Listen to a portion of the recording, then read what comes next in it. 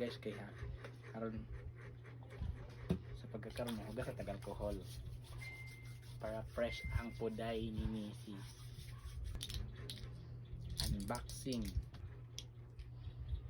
Tutan na yun. Gamay ra. Huwag na. Hadlok man ko ani. Ninay na to.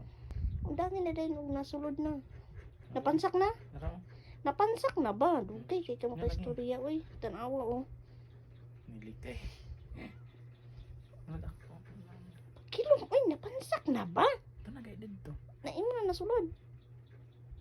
Ano? Aw na ni tamukuan ko. Dili pa man siya inagbay kay murag lalong pa man. Alam siguro kay pansak og duot ba kani pagamita. No, ka naman mo bu. May basta as. Sus pagdali big. Isara.